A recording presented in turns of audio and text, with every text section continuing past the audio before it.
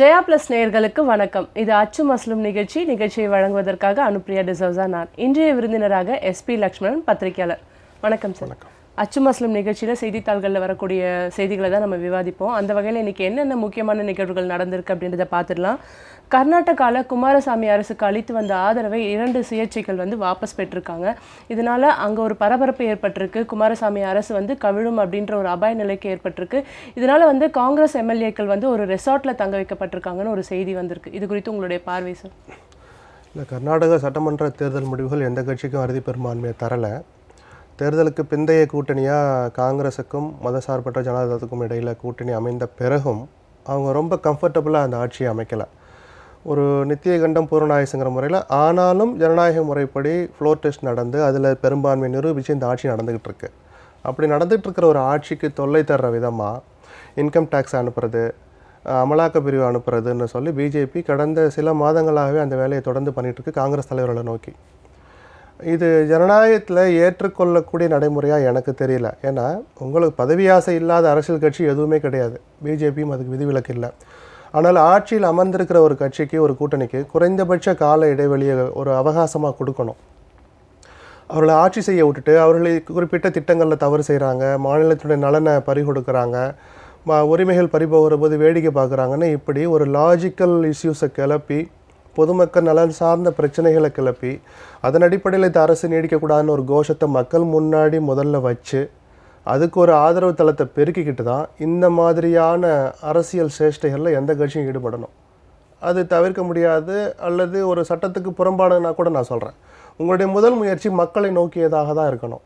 ஆனால் பிஜேபி அதை செய்ய தவிர்த்துட்டு மத்தியில் தங்கள்கிட்ட இருக்கிற அந்த ஆட்சி அதிகாரத்தை பயன்படுத்தி எதிர்கட்சிகள் மேலே வருமான வரித்துறை ரெய்டை ஏவுறது, இந்த சோதனைகள் நடத்துறதுன்னு ஒரு மன அழுத்தத்தை கொடுக்குறதுங்கிறது ஒரு தவறான செயல். முந்தைய காலத்தில் காங்கிரஸ் பண்ணியிருக்கு, நான் இல்லைன்னு சொல்லலை. அவர்கள் செஞ்ச தவறை நாங்களும் செய்வோன்னா அப்புறம் நீங்கள் மாற்று அரசியல் கட்சி, ஒரு வித்தியாசமான கட்சின்னு சொல்கிறதுல அர்த்தமே இல்லை. ரெண்டாவது, ரெசார்ட்டில் கொண்டு அடைக்கிறத பற்றி பிஜேபி இங்கேயே கூட எடப்பாடி பழனிசாமிக்கு நம்பிக்கை தீர்மானம் கோர்றதுக்கு முன்னாடி கூவத்தூரில் போய் அதிமுக எம்எல்ஏக்கெல்லாம் இருந்தாங்க. என்னுடைய தனிப்பட்ட பார்வை, ஒரு சோதனை நடக்கிறதுக்கு முன்னாடி, ஃப்ளோர் டெஸ்ட் நடத்துறதுக்கு முன்னாடி தங்களுடைய எம்எல்ஏக்களை பாதுகாக்கிறதுல தவறு இல்லை. ஏன்னா இன்றைக்கி அரசியல் அந்த மாதிரி போயிடுச்சு. அவரவர் ஆட்சியை காப்பாற்றிக்கிறதுக்கு அவரவர் கட்சியை சார்ந்த எம்எல்ஏக்களை ஒரு அறைக்குள்ளேயோ ஒரு கேம்பஸ்குள்ளேயோ அடைச்சி வைக்கிறதுன்ட்டு நம்ம கலோக்கியெல்லாம் சொல்கிறோம். பாதுகாப்பாக வைக்கிறதுல தவறு இல்லை. ஏன்னா திறந்த வெளியில் விட்டு நீங்கள் யார் வேணாலும் எங்கள் எம்எல்ஏக்களை கூட்டிகிட்டு போங்க, ஆட்சி கவிழட்டும்னு எந்த அரசியல் கட்சியும் நினைக்காது. அது ஒரு முட்டாள்தனமான முடிவாக தான் இருக்கும். ஆனால் ஒரு மாற்றுக் கட்சி எம்எல்ஏ அழைத்து அடைச்சி வச்சுருக்காங்கன்னா அது சட்டவிரோதம். அது நீங்கள் யாரும் கேள்வி கேட்கலாம். சரி, இங்கே கூவத்தூர் இஷ்யூவே கேள்வி கிளப்பின பிஜேபி, இங்கே தமிழ்நாடு பிஜேபின்னு அதை விமர்சித்தாங்க. இன்றைக்கி அவங்க கூட்டிகிட்டு போய் அவங்களுடைய பிஜேபி எம்எல்ஏக்களை போய் ஹரியானாவில் போய் வச்சுருக்கிறாங்க. இந்த முயற்சி தோல்வி அடைஞ்சனால அவங்க திருப்பி எல்லோரும் ஊருக்கு வந்திருக்கிறாங்க. அப்போது அந்த அரசு அதிகாரத்தை, ஆட்சி அதிகாரத்தை பறிக்கணுங்கிறதுக்காக எந்த எல்லைக்கும் போவோம் அப்படிங்கிற அந்த ஒரு மனப்பான்மைக்கு பிஜேபி வந்துடுச்சுங்கிறது தான் இந்த சமீப 2 வார நிகழ்வுகள் காட்டுது. இன்றைக்கி ஏதோ தற்காலிகமாக குமாரசாமி அரசு தப்பிச்சிருக்குன்னு தான் நான் நினைக்கிறேன். மத்தியில் இருக்கிற பிஜேபியினுடைய ஆட்சிக்கு இன்னொரு 40 நாட்கள் தான் எஃபெக்டிவான அதிகாரம் இருக்குது. மார்ச் முதல் வாரம் தேர்தல் அறிவிக்கை வந்துடுச்சுன்னா அவர்கள் சொல்கிற பேச்சு மத்திய அரசினுடைய அதிகாரிகளை கூட கேட்க மாட்டாங்க. அது சிபிஐ ஆகட்டும், ஐடி ஆகட்டும், அமலாக்க பிரிவாகட்டும். ஸோ இன்னொரு 40 நாளுக்கு குமாரசாமி தன்னுடைய ஆட்சியை பாதுகாக்க வேண்டிய கட்டாயத்தில் இருக்கிறார். இன்னமும் அங்கே ஆபத்து நீங்கிட்டதா நான் நினைக்கல. ஆனால் இது அத்தனையும் மக்கள் பார்ப்பாங்கங்கிறத அரசியல் கட்சியில் எல்லோருமே உணரணும். அதுதான் நான் சொல்ல வர கருத்து. அதில் மாண்புமிகு புரட்சி தலைவி அம்மா அவர்களுக்கு சொந்தமான கொடநாடு எஸ்டேட்டில் நடந்த கொள்ளை சம்பவம் தெரியும். அதில் சம்மந்தப்பட்ட இந்த விவகாரத்தில் கைது செய்யப்பட்ட மனோஜ் மற்றும் சயானுக்கு எழும்பூர் குற்றவியல் நீதிமன்றம் நிபந்தனை ஜாமீன் அளிச்சிருக்காங்க. இது பற்றின உங்களுக்கு பார்வை சார்? அது இந்த விவகாரம் எழுந்த போதே இந்த கொலைகளுக்கு, தற்கொலைக்கு, கொள்ளைக்கு முதலமைச்சர் எடப்பாடி பழனிசாமிக்கு சம்பந்தம் இருக்குது அப்படின்னு யாரும் வெளிப்படையாக சொல்லலை. ஆனால் அப்படி ஒருத்தர் குற்றச்சாட்டு சொல்கிற போது அதை உரிய முறையில் எதிர்கொள்ளணும் அப்படின்னு தான் எல்லாரும் சொல்லி காமிச்சாங்க. சட்ட ரீதியாக ஒரு விசாரணை நடத்துங்க, அந்த விசாரணை சுதந்திரமாக நடக்கணும், அதனால தான் ஒரு உயர்நீதிமன்ற நீதிபதி மேற்பார்வையில் அந்த விசாரணை நடக்கணும் அப்படின்னா பல குரல்கள் அரசியல் கட்சி தலைவரிடமிருந்து வந்தது. ஆனால் அதையெல்லாம் புறந்தள்ளிட்டு அந்த குற்றச்சாட்டை சொன்ன 2 பேர் மீது வழக்கு தொடுத்தாங்க. அவங்க மான நஷ்ட வழக்கு மாதிரி, அல்லது பொது அமைதிக்கு பங்கம் விளைவிச்சிட்டாங்க அப்படின்னு சொல்லிட்டு போயிட்டு வழக்கு போட்டது மட்டும் இல்லாமல் இரவோடு இரவாக ஒரு தனிப்படையை டெல்லிக்கு அனுப்பி அவர்கள் இருவரையும் கைது செஞ்சு அழைச்சிட்டு வந்தாங்க. நான் இதே அரங்கத்தில் ஏற்கனவே நான் அவரோட சொல்லி பார்த்தேன். கீழமை நீதிமன்றங்கள் இப்போ முன்ன மாதிரி இல்லை. காவல்துறையினர் ஒருத்தரை ரிமாண்ட் பண்ண கொண்டு வந்தால் அப்படியே ஏற்றுக்கிட்டு ரிமாண்ட் பண்ணுறது இல்லை. எதுக்காக ரிமாண்ட் பண்ணுறீங்க, அதில் சொல்லப்பட்ட காரணம் நிஜம்தானா அப்படின்லாம் ஒரு கேள்வியாக கேட்டு அவங்க சுயமாக முடிவெடுக்கிறார்கள். அதே தான் இந்த வழக்கில் நடந்தது. பொது அமைதிக்கு பங்கம் விளைவிச்சாங்கன்னா, டெல்லியில் இவர்கள் அளித்த பத்திரிகையாளர் சந்திப்புக்கு பேட்டிக்கு தமிழ்நாட்டில் எந்த இடத்துல கலவரம் நடந்ததுன்னு கேட்குறாங்க. அந்த சம்பந்தப்பட்ட இன்ஸ்பெக்டரால் பதில் சொல்ல முடியல. ஸோ அவர்கள் இந்த அரசு அந்த செக்ஷனில் வழக்க போட்டதன் மூலமாக மேஜிஸ்ட்ரேட் முன்னாடி அம்பலப்பட்டு நின்னாங்க. அப்போ இதனால தான் எல்லாருக்கும் சந்தேகம் வருது. நீங்கள் எதை மறைக்கிறதுக்கு இவ்வளோ வேகமாக போய் ஒரு கைது நடவடிக்கையை நடத்தி மக்கள்கிட்ட நீங்கள் எதை மறைக்க பார்க்குறீங்கிற ஒரு இயல்பான சந்தேகம் எழுது. இதில் இன்னொரு விஷயம் இருக்குது. இந்த 2 பேருக்கும் ஜாமீன் கொடுத்தது நீதிமன்றம்.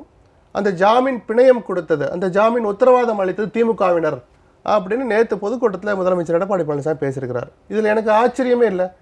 திமுகவினர் ஜாமீன் பாதுகாப்பு, ஜாமீன் உத்தரவாதம் அளித்திருந்தால் அதில் தவறே கிடையாது. ஏன்னா ஒரு பதவியில் இருக்கிற முதலமைச்சருக்கு எதிராக அதனுடைய விளைவுகள் என்னவெல்லாம் இருக்குன்னு தெரிஞ்சிருந்ததா இந்த 2 பேரும் பேட்டி கொடுக்குறாங்க, தங்களுடைய உயிரை துச்சமாக மதித்து. ஆனாலும் அவர்கள் உயிரை பாதுகாக்க வேண்டிய கடமை மத்திய மாநில அரசுகளுக்கு இருக்குது. இன்றைக்கி இவர்கள் ஆட்சி பொறுப்பில் இருக்கிறவர்கள் மீதே குற்றம் சுமத்திருப்பாங்க. இவர்களிடமிருந்து பாதுகாப்பு கிடைக்குன்னு அவர்கள் எதிர்பார்க்குறது தவறாக தான் முடியும். அப்போது ஒரு பிரதான எதிர்க்கட்சியுடைய கடமையாக தான் நான் இதை பார்க்குறேன். அவர்களுக்கு ஜாமீன் அளிக்கிறது மட்டும் இல்லை, அவர்கள் உயிருக்கு உத்தரவாதம் அளிக்கிற மாதிரி பாதுகாப்பு அளிக்கிற மாதிரி ஒரு தனிப்படையை திமுக ஏற்படுத்தினாலும் கூட அதில் நான் தவறுன்னு சொல்ல மாட்டேன். ஆனால் இதை ஒரு காரணமாக வச்சு திமுக பின்னாடி இருந்து இயக்குகிறது அப்படின்னு எடப்பாடி பழனிசாமி சில அமைச்சர்கள் சில நாட்களாகவே சொல்லிட்டு வர்றாங்க. இதை மனசில் வச்சு திமுக கொஞ்சம் அரசியல் முதிர்ச்சியோடு இதில் நடந்திருக்கணும்னு எதிர்பார்க்குறேன். அப்படி கொடுக்குற ஆதரவு அரசியல் சாயம் படாதவாறு இவர்கள் நடத்தியிருக்கணும். அல்லது வெளிப்படையாக வந்து ஆமாம் நாங்கள் தான் பாதுகாப்பு கொடுத்தோம், ஏன்னா அவர்கள் மிக முக்கியமான குற்றச்சாட்டை எழுப்பியிருக்கிறாங்க, அவருடைய உயிரை காக்க வேண்டிய, அவருடைய சட்டப்பூர்வமாக அவர்களை பாதுகாக்க வேண்டிய கடமை ஒரு பிரதான எதிர்க்கட்சியான எனக்கு இருக்குது அப்படின்னு ஸ்டாலின் தைரியமாக முன் வந்து மக்களை பார்த்து சொல்லணும். இதை நாங்கள் இதோடு நிற்க மாட்டோம். ஒருவேளை அவருடைய ஜாமீனை ரத்து பண்ணணும்னு நீலகிரி நீதிமன்றத்தில் போய் அரசு இப்போ மனு கொடுத்துருக்காங்க. ஏன்னா ஜாமீன் உத்தரவாதத்தை மீறி இவர்கள் வெளியில் போய் பத்திரிகையாளர் சந்திக்கிறாங்க, சம்பந்தப்பட்ட வழக்கை பற்றியே வெளியில் பேசுகிறாங்கன்னு சொல்லி தான் போய் கேட்க போகிறாங்க. அப்படி ஒருவேளை அந்த வாதம் ஏற்றுக்கொள்ளப்பட்டால் இவருடைய ஜாமீன் ரத்து செய்யப்படும். இவர்கள் திருப்பி நீதிமன்றத்துக்கு போவாங்க. உள்ளே போயிட்டு அவங்க எலக்ட்ரிக் வயரை கடைச்சிட்டாங்கன்னு ஒரு செய்தி வராதுன்னு என்ன நிச்சயம்? சமூக வலைதளங்கள்ல இந்த மாதிரியான அப்ப அவருடைய உயிரை பாதுகாக்க வேண்டிய கடமை எதிர்க்கட்சிக்கு மட்டும் இல்ல, ஊடகங்கள், மீடியா எல்லாருக்குமே இருக்காது. ஏன்னா ஒரு முக்கியமான பிரச்சனையை இவ்வளவு தைரியமா தங்களுடைய உயிரை பத்தி எல்லாம் பயப்படாம ஒருத்தர் முன் வந்து சொல்ற போது அது நிஜமா பொய்யாங்கிறது அப்புறம். அந்த விசாரணை முடிகிற வரைக்குமாவது குறைஞ்சபட்சம் அவர்களை உயிரோடு பாதுகாக்க வேண்டிய கடமை கட்டாயம் இந்த பொது வெளிக்கு இருக்கு. அதுல ஊடகங்களும் அடக்கம், எதிர்க்கட்சிகளும் அடக்கம். ஏற்கனவே இதுல சம்பந்தப்பட்ட பல பேர் வந்து உயிரிழந்துட்டே வந்து ஆமா, நீங்க இந்த மத்திய பிரதேசல வியாபம் ஊழல் மாதிரி சம்பந்தப்பட்டவங்களாம் மர்மமான முறையில் இறக்குறது மாதிரி நீங்க சிசிடிவி நாங்கள் கொள்ளையடிக்க போன போது சிசிடிவி அணைத்து வைக்கப்பட்டிருந்தது, நீங்க தைரியமா கொள்ளையடிக்க வாங்க, சிசிடிவி ஆஃப் பண்ணியிருக்கோன்னு உத்தரவாதம் அளிச்சன் பேர்லாம் நான் உள்ள போறேன்னு சொல்றார். அந்த பேட்டியில சயான் சொல்றார். அதை உறுதிப்படுத்துறது மாதிரி அந்த சம்பவம் நடந்த 2 மாதங்களுக்குள்ளாக அந்த ஆப்ரேட்டர் தற்கொலை பண்ணிக்கிறார் மர்மமான முறையில். அவர் தற்கொலை பண்ணிக்க வேண்டிய அவசியமே எங்கள் குடும்பத்தில் இல்லை, நாங்கள் ரொம்ப சந்தோஷமாக இருந்தோன்னு இன்னைக்கு அந்த தற்கொலை செய்கிற தினேஷுடைய தந்தையும் தாயும் சகோதரியும் பேட்டி கொடுத்துருக்காங்க. அப்போ இதெல்லாம் ஒரு முழுமையான சுதந்திரமான விசாரணை நடந்தால்தான் வெளியில் வரும். இந்த விசாரணையை ஒரு பக்கம் தடுத்துட்டு தைரியமாக குற்றச்சாட்டு சொன்னவங்க மேலே வழக்கு போட்டு மிரட்டுறதை பார்க்கும்போது தான் இதில் மர்மங்கள் இருக்குது, அந்த மர்மத்தை மர்மமாகவே வைத்திருக்க இந்த அரசு விரும்புகிறதோ அப்படிங்கிற சந்தேகம் மக்கள் வெளியில் எழுந்திருக்கு. இதன் பிறகாவது இந்த அரசு அதை புரிஞ்சுக்கிட்டு கொஞ்சம் தள்ளி நின்று இந்த விசாரணை சுதந்திரமாக நடக்கிறத அனுமதிக்கணும். நிச்சயமாக சார். அடுத்த நிகழ்வாக வந்து நம்ம பார்க்குறது வந்து லோக்சபா தேர்தலுக்கான அறிவிப்பு வந்து மார்ச் முதல் வாரத்தில் வெளியிடப்படலாம் அப்படின்னு சொல்லிட்டுன்னு ஏஎன்ஐ சொல்லியிருக்காங்க. இது மட்டும் இல்லாமல் இப்போ ஜூன் மாதத்தில் வந்து மீண்டும் வந்து ஒரு எலெக்ஷன் நடந்துட்டுருக்கு. இந்த செய்தியை வந்து ஒரு இடைவேளைக்கு பிறகு பார்க்கலாம். அச்சு மஸ்லிம் நிகழ்ச்சி இடைவேளைக்கு பிறகு தொடரும். தொடர்ந்து இணைந்திருங்கள்.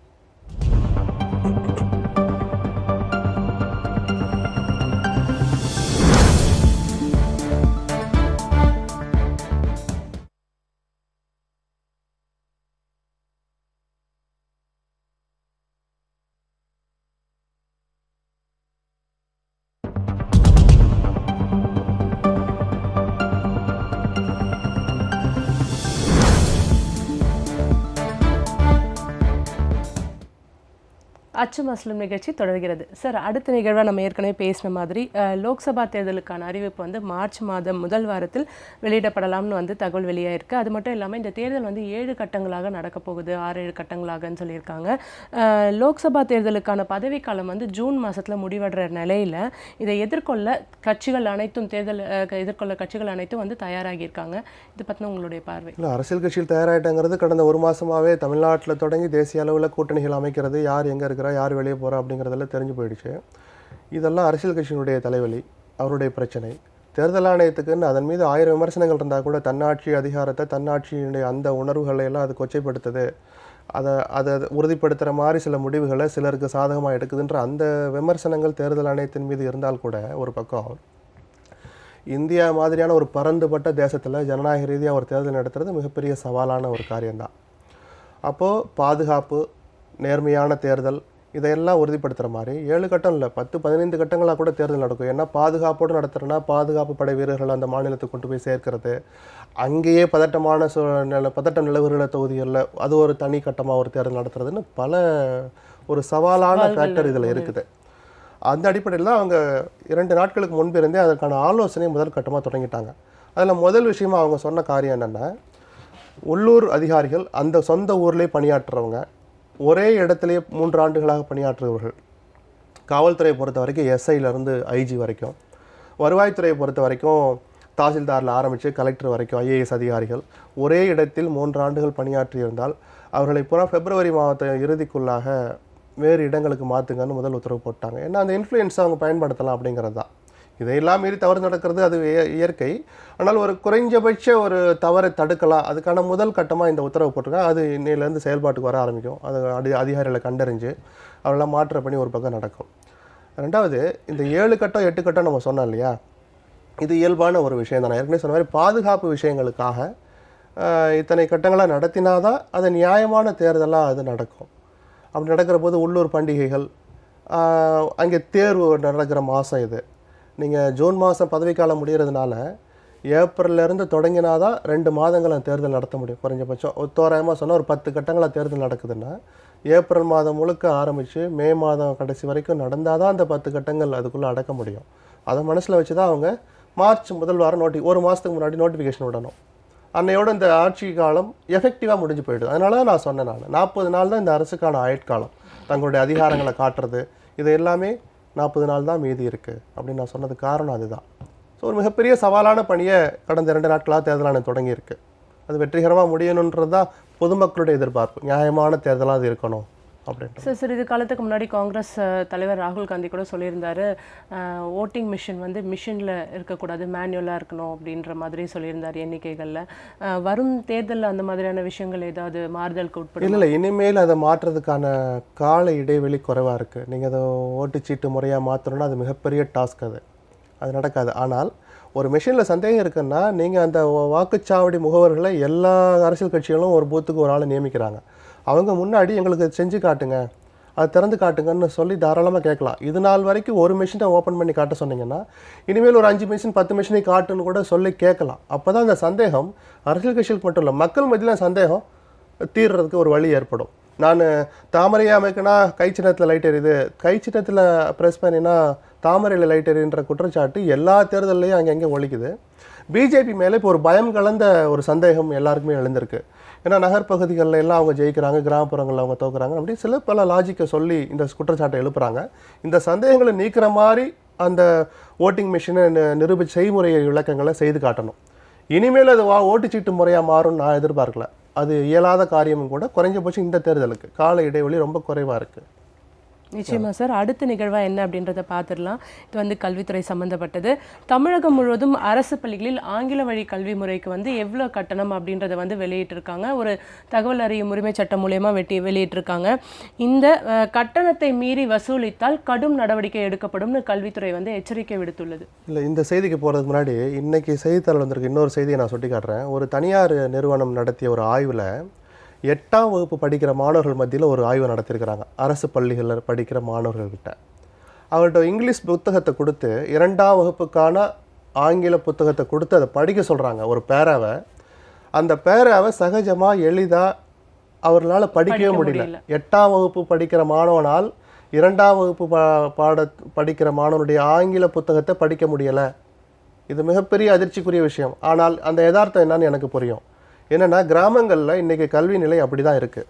ஸோ ஆங்கில கல்விங்கிறது, ஆங்கில வழி கல்விங்கிறது தவிர்க்க முடியாத ஒரு விஷயமாக போயிடுச்சு. இன்றைய வருங்கால உலகை எதிர்கொள்ளணும்னா ஆங்கில அறிவு அவசியம். நம்ம ஏற்கனவே இந்தி வேணான்னு சொல்லிட்டோம். இந்தியை கூடுதலாக படிக்கிற வார்த்தை கூட சொல்ல பயப்படுறோம். அது அந்தந்த மாணவர்கள் ஒரு குறிப்பிட்ட வயதுக்கு வந்த பிறகு அவர்களே சுயமாக முடிவெடுத்துக்கிறாங்க. ஸோ ஆங்கில கல்வி வேணுங்கிறதுல நம்ம மாற்று கருத்து இல்லை. அரசு அதுக்கு ஒரு கட்டணம் வசூலிப்பதும் தவறில்லை. ஏன்னா அதற்கான ஒரு கூடுதலாக ஒரு உள்கட்டமைப்பு வசதிகளை ஏற்படுத்த வேண்டிய கட்டாயம் இருக்கலாம். ஒரு கூடுதலாக தற்காலிகமாக ஆசிரியர்களை நியமிக்க வேண்டிய கட்டாயம் இருக்கலாம். அவர்களுக்கான சம்பளத்தை கொடுக்க வேண்டியிருக்கும். ஸோ 1 முதல் 8ஆம் வகுப்பு வரைக்கும் வருடத்துக்கு 200 ரூபா அப்படிங்கிறது ஒரு ரீசனபிள் சார்ஜ் தான். அதில் ஒன்றும் தவறு இருக்கிறதா நான் நினைக்கல. அந்த 200 ரூபாயை கூட கட்ட முடியாத மாணவர்கள் இருப்பாங்கங்கிற யதார்த்தத்தை புரிஞ்சுக்கிட்டு அது அரசே கொடுக்கணும்னு நான் வழக்கம் போல் சொல்ல விரும்பலை. அந்தந்த பள்ளி தலைமை ஆசிரியர்கள், அந்த உள்ளூரில் இருக்கிற உள்ளூர் பிரபலங்கள், பெற்றோர் ஆசிரியர் கழகம்ங்கிறது ஒரு பள்ளியிலையும் இருக்குது. அந்த பெற்றோர் ஆசிரியர் கழகம் மூலமாக அந்த 200 ரூபாயை கூட கட்ட முடியாத நிலையில் இருக்கிற மாணவர்களுக்கு அதை இலவசமாக கொடுக்குற மாதிரி அந்த 200 ரூபாயை அந்த பெற்றோர் ஆசிரியர் கழகமே கட்டுற மாதிரியான ஒரு ஏற்பாட்டை பண்ணணும்னு நான் நினைக்கிறேன். 200 ரூபாயை தாண்டி அதிகமாக வசூலிக்கக்கூடாதுங்கிறது கூட 2வது கட்டம் தான். நான் சொல்கிறது அந்த 200 ரூபாயை கட்ட முடியாத மாணவர்களை பற்றி முதல்ல கவலைப்படுங்க. அது மாதிரி 9லேருந்து 9, 10ஆம் வகுப்பு மாணவர்களுக்கு 250 ரூபாயும், 11, 12ஆம் வகுப்பு மாணவர்களுக்கு வருஷத்துக்கு 500 ரூபாயும் கட்டணமாக வசூலிக்கிறாங்க.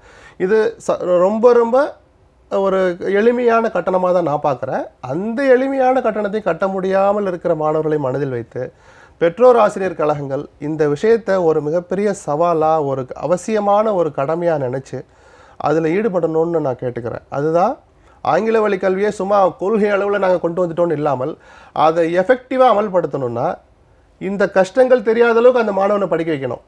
அவன் ஒரு பேராவை படிச்சுட்டு இருக்கிற போதே இந்த 200 ரூபா அம்மாட்ட கேட்டோமே அப்பாட்ட கேட்டோமே இன்னும் கொடுக்கலையே, அந்த சிந்தனை அந்த மாணவனுக்கு வரவிடாமல் பார்க்க வேண்டிய கட்டாயம் அரசுக்கு இருக்கிற அதே அளவுக்கு தனியார் நபர்களுக்கும் தனிநபர்களுக்கும் பெற்றோர் ஆசிரியர் கழகம் மாதிரியான அமைப்புகளுக்கும் இருக்குது. அந்த கடமையை அவங்க சரிவர புரிஞ்சுக்கிட்டாங்கன்னா இந்த ஆங்கில வழி கல்வி அரசு பள்ளிகளில் அப்படிங்கிற அந்த ஒரு கொள்கை நிஜமாகவே வெற்றிகரமாக அமல்படுத்தப்படும் நான் எதிர்பார்க்குறேன். நிச்சயமாக சார். உங்களுடைய பதிலை தொடர்ந்து இன்னொரு கேள்வி. நீங்கள் சொன்னீங்க 8ஆம் வகுப்பு மாணவன் வந்து 2ஆம் வகுப்பு பாடத்தை வந்து சரிவர படிக்க முடியல ஆங்கிலத்தில். இந்த கல்வி தரத்தை மேம்படுத்தணும் அப்படின்னா என்ன மாதிரி நடவடிக்கைகள் எடுக்கணும்? கல்வி இல்லை, அதனுடைய முதல் ஸ்டெப்பு தான் இது. நான் இப்போ கூடுதலாக ஒரு ஆசிரியர்னு சொன்ன தெரியுமா, அவனை நிரந்தரமாக நியமிச்சாதான் அரசுக்கு நிதிச்சுமை ஏற்படுது அப்படின்ற ஒரு கேள்வி வரும். அப்புறம் அவன் ஒரு சங்கத்தில் சேர்த்து அவனை நிரந்தரமாகனு ஒரு கோஷம் வரும். ஸோ இந்த யதார்த்தத்தை புரிஞ்சுட்டு பெற்றோர் ஆசிரியர் கழகங்களே அந்த மாதிரியான ஆங்கில புலமை பெற்ற ஆங்கில அறிவு உள்ள ஆசிரியர்களை தனிநபர்களை அழைச்சி வந்து அவர் பெருசாக PhD படிச்சிருக்கணும்னு ஒன்றும் அவசியம் இல்லை. 8ஆம் வகுப்பு மாணவனுக்கு ஆங்கிலம் சொல்லித்தரதுக்கு ஒரு டிகிரி படிச்சிருந்தாலே போதும். அப்படிப்பட்டவர்களை ஒரு உள்ளூர் தேர்வை நடத்தி, நேர்முக தேர்வை நடத்தி ஒரு 2 பேரோ 3 பேரோ எத்தனை பேர் தேவைப்படுறாங்கன்னு கூப்பிட்டு அவர்களில் சர்வீஸ் மனப்பான்மை உள்ள இளைஞர்கள் இன்றைக்கி கிராமப்புறங்களில் எவ்வளோ பேர் இருக்கிறாங்க. பட்டப்படிப்பு படிச்சுட்டு வேலை இல்லாமல் இருக்கிறவங்களும் இருக்கிறாங்க. நிரந்தரமாக ஒரு ஆசிரியர் நியமித்தால் அவருக்கு 20,000 25,000 சம்பளம் கொடுக்கணும்னா எனக்கு மாதம் 8,000 கொடுங்க போதும்னு நான் வேலை செய்கிறேன்னு சொல்லி வர்ற இளைஞர்கள் இன்றைக்கி எவ்வளோ பேர் தமிழ்நாட்டில் இருக்கிறாங்க. அவர்கள் மாதிரி ஆட்களை கண்டறிகிறதுக்கு நீங்கள் அரசு ஒரு தேர்வு நடத்தி மாநிலம் முழுக்க ஒரு அறிவிக்கை வெளியிட்டு இதெல்லாம் வேண்டாம். பெற்றோர் ஆசிரியர்களுக்கு அந்த பொறுப்பை கொடுங்க. 2 பேரோ 3 பேரோ உங்கள் தேவைக்கு தகுந்த மாதிரி ஆட்களை எடுத்துக்கோங்க அப்படின்னு சொல்கிறது தான். அதான் சொன்னேன், கொள்கை அளவில் இது நல்ல முடிவு.